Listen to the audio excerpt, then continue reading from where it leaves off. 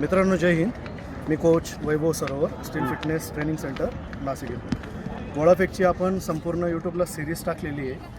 फक्त काय झालेलं आहे, दिवसेंदिवस नवीन नवीन कमेंट येत आहे आणि खूप काही गोष्टी समजत आहे की मुलांना काय काय प्रॉब्लेम येत आहे. एक खूप मोठा मुद्दा आहे, तो आपल्याला क्लिअर करायचा आहे. कारण आपण जो पहिला व्हिडिओ बनवला होता गोळाफेकचा, त्याच्यामध्ये आपण ग्रीप क्लिअर केलेली होती.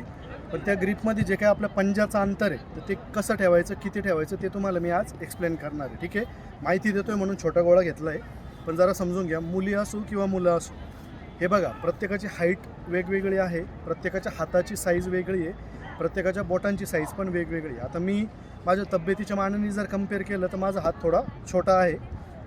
तर मी काय करतो माहिती आहे का, ज्यावेळेस गोळा पकडतो तर गोळ्याची जी काही ग्रीप आहे ना, तर त्या ग्रीपच्या वेळेस हे बोटं उघडून देतो, कारण मला गोळा ऑलरेडी मोठा वाटतो. तर ज्या मुलांची हाईट आहे, ज्यांचा पंजा मोठा आहे, तर त्या मुलांना अशी बोटं उघडायची गरज नाही आहे, ह्या पद्धतीने गोळा पकडायची गरज नाही आहे. ते त्यांची बोटं जवळ घेऊ शकता, बरोबर. पण ज्या विद्यार्थ्यांची हाईट कमी आहे, ज्यांचा हाताचा पंजा छोटा आहे, बरोबर, तर त्या विद्यार्थ्यांना पर्याय नाही आहे, त्यांना त्यांचा हात असा उघडावा लागेल. त्याच्याने काय होईल, जे गोळ्याचं वजन आहे ना, ते पूर्ण तुमच्या हातावर शिफ्ट होऊन जाईल, बरोबर. जे विद्यार्थी ज्यांचा पंजा मोठा आहे, ज्यांची हाईट जास्त आहे, तर त्या विद्यार्थ्यांनी जर खूप जास्त पंजा उघडला तर त्यांनासुद्धा ती प्रॉपर ग्रीप येत नाही.